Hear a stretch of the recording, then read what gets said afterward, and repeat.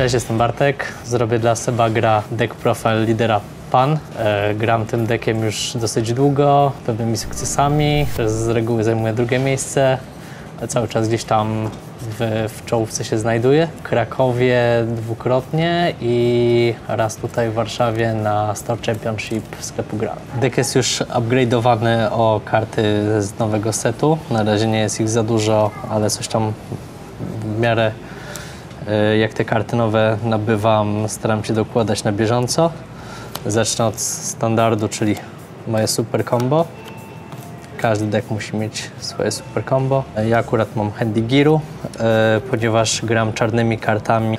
Nie do końca pasuje mi jeszcze to super combo, które ma efekt sparking, czyli wymaga jakichś tam kart w dropie. Do tego jeszcze utrzymuję się na tym starym super combo z Handy Gearu.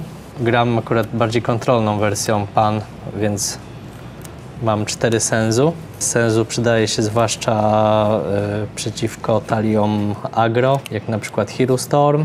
Pozwala mi w początkowej fazie gry ustabilizować, a potem przechodzić stopniowo do ofensywy. Gram na 2 rodzajach negacji. Pierwszą z negacji jest Distortion, który pozwala mi zagrywać tą negację w zasadzie bez utraty mojej energii, a drugą negacją jest Unending Awakening. Ta druga negacja jest szczególnie przydatna właśnie przy grach z Hero Stormem, ponieważ daje mi do końca mojej tury mojemu liderowi plus 5000 boosta do powera. Wystarczą tylko 2 negacje? W sumie mam ich więcej, bo to są 3 negacje, takie powiedzmy bardziej ogólne. Te 2 są dedykowane specjalnie pod Hero Storm, więc mam 5 i jeszcze jedną negację mam w postaci Pride and Justice Topo.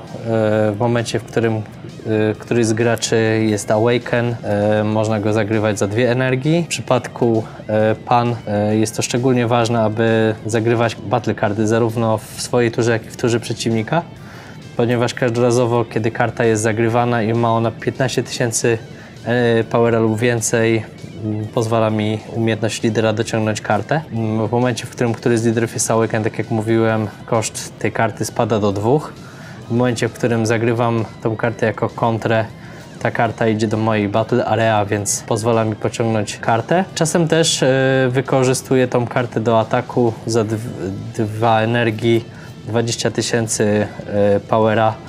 I auto tej karty mówi, że w momencie, w którym uda mi się pokonać battle cardy przeciwnika przy ataku, ta karta wraca do active, więc pozwala mi zniszczyć więcej niż 1 kartę przeciwnika na turę. Więc na przykład przy Hero Stormie też jest to dosyć ważne, że mieć czym atakować spam kart, którymi grają moi przeciwnicy.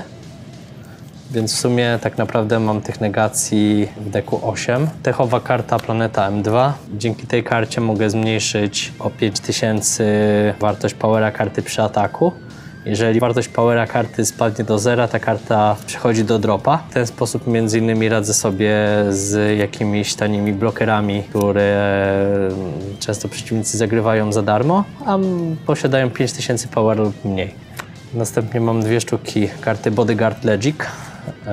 W momencie, w którym mój przeciwnik ma karty na stole, battle cardy, a ja ich nie posiadam, ta karta jest zagrywana za darmo. Także ma 15 000 powera, więc dzięki umiejętności Pan mogę dzięki zagraniu tej karty za darmo pobrać kartę. I ta karta także ma plus 5000 powera do końca tej tury. Następną kartą, to jest chyba najważniejsza karta w decku, 4 kopie Double Shot Super Saiyan 2 Vegeta. Auto tej karty mówi, że jeżeli wystawiam tą kartę jako combo, to po tym combo ona wędruje do mojego Battle Area w Rest Mode. Także wykorzystuję tę zdolność Pan i dzięki temu mogę dobierać karty w turze przeciwnika, ale także jeżeli w swojej turze, jeżeli powiedzmy jest to początkowa faza gry, jeżeli nie mam takich kart, które pozwoliłyby mi zagrać je i pobrać tą kartę wykorzystując zdolność Pan, czasami także kombuję swój atak, wystawiam tę kartę w Rest Mode, dobieram kartę. Więc jakby jest to dobra karta, ponieważ cały czas przynosi mi jakąś wartość, czy to w postaci karty na stole, ale także dobieram kartę. Tak, to tyle, jeżeli chodzi o tą kartę. Następny zestaw to 3 karty Glory Obsessed, Prince of Destruction, Vegeta. To jest karta, dzięki której mogę pozbywać się kart z pola przeciwnika, ponieważ permanent tej karty mówi, że mogę atakować karty w active, więc mogę sobie w zasadzie wybrać dowolną kartę, którą chcę zaatakować. Plus jeszcze auto tej karty, że w momencie ataku ta karta wraca do pozycji active i dostaje plus 10 000 do tego ataku, więc w momencie, w którym atakuję, jest to atak za 25 000, więc w zasadzie albo przeciwnik traci tą kartę, którą ja zaatakuję, albo musi sporo kart poświęcić, żeby ją wybronić.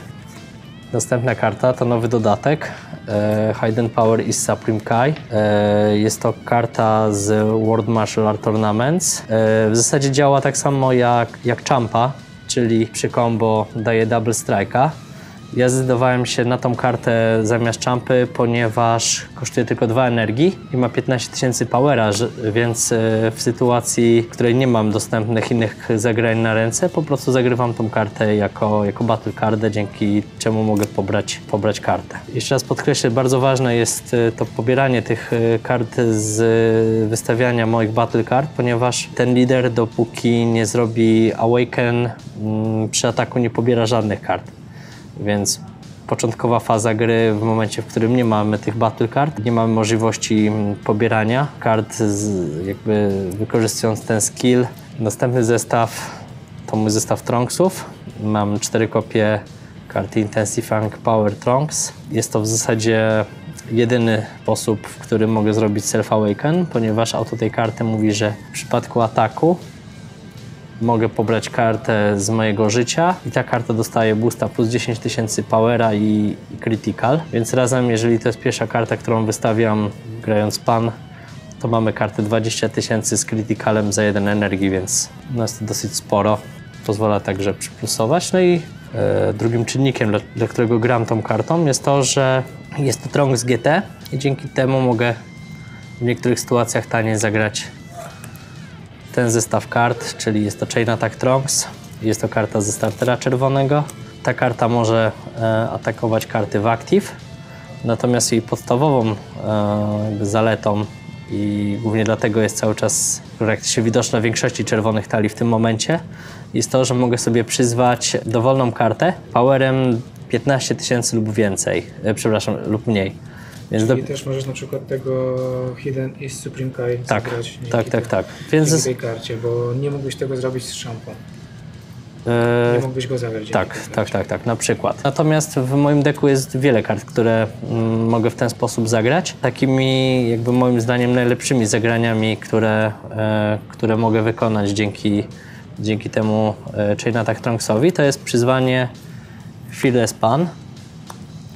Mam 2 sztuki tej karty. Ta karta w momencie, w którym zostaje przyzwana, daje boosta wszystkim moim kartom czerwonym, moim battle cardom czerwonym plus 5000 powera, także mojemu liderowi i daje double strike. Więc lider też ma double strike? Tak, lider i wszystkie karty czerwone poza tą kartą mają double strike, więc jest to dobra karta jako finisher w momencie, w którym widzę, że przeciwnik ma tyle życia, że jakby moimi dostępnymi battle cardami z tym boostem będę w stanie go w tej turze pokonać. Przy okazji karta jest też bardzo dobra z powodu tego, że jest blokerem i ma barierę, więc ciężko się jej pozbyć. Dzięki czemu mogę nawet zaryzykować, czyli powiedzmy, jeżeli wystawię tą kartę z Chain Attack Trunksa, powiedzmy mam, nie wiem, dajemy na to te karty tutaj na moim battle area, to wtedy ten Trunks dostaje plus 5000 i double strike, to także dostaje plus 5000 i double strike. No i oczywiście mój lider też dostaje 5000 i double strike. W momencie, w którym nawet mojemu przeciwnikowi uda się wybronić przed tym atakiem, w dalszym ciągu mam blokera z barierą, który pozwoli mi się na przykład uchronić przed śmiercią w następnej turze mojego przeciwnika, bo jakiś atak po prostu mogę zablokować w ten sposób. Jakby drugą kartą, którą mogę zagrać przy pomocy Chain Attack Trunksa, to jest tak zwane combo Chain Zeno. Wystawiam kartę za 7, ale spełniam warunki, bo ma 15 000 powera tylko. I auto tej karty mówi, że w momencie, w którym zostaje ta karta zagrana, wszystkie karty z Battle Area, zarówno u mnie, jak i u mojego przeciwnika, a także wszystkie karty na ręce, zarówno u mnie, jak i przeciwnika, są wtasowywane w talię. Jest to efekt, który ignoruje barierę i jakby wszystkie inne skille, które może mieć karta, która przynajmniej do tej pory mówię o kartach, które zostały wydrukowane. Więc w zasadzie resetuje całe pole bitwy, a także moją rękę i mojego przeciwnika. Dobieramy po tym combo zarówno ja, jak i mój przeciwnik 5 kart. Natomiast jeżeli jest to pierwsza karta, ten Chain Attack Trunks i Zeno, które pierwsze zagrywam w tej turze, jako że kolejność auto wszystkich kart wykonuje się w tym samym czasie i to gracz kontrolujący decyduje o kolejności, mogę zagrać Chain Attack Trunksa, przyzwać Zeno, aktywować auto karty Zeno, więc Chain Attack Trunks także wraca do mojej talii, a następnie mogę aktywować dopiero auto Pan, dać boosta tej karcie plus 5000 i dobrać dodatkową kartę. Czyli jest to bardzo ważne, ponieważ ja w tym momencie mam 6 kart, a mój przeciwnik ma tych kart tylko 5. Zeno mam 3 kopie.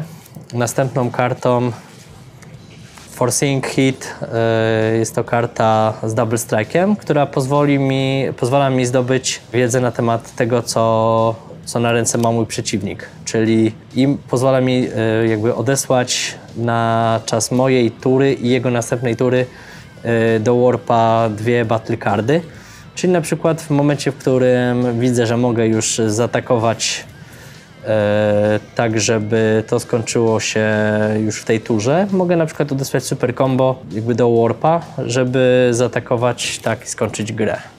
Finisherem talii jest Ghost Attack Super Saiyan 3 Gotenks. Ta karta przywołuje 3 takie duszki, takie tokeny.